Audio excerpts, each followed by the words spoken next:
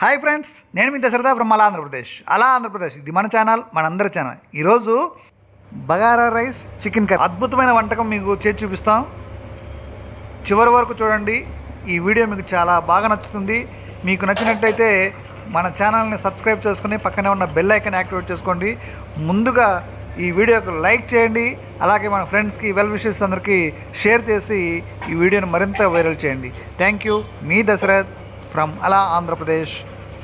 Watching video. Ready, start.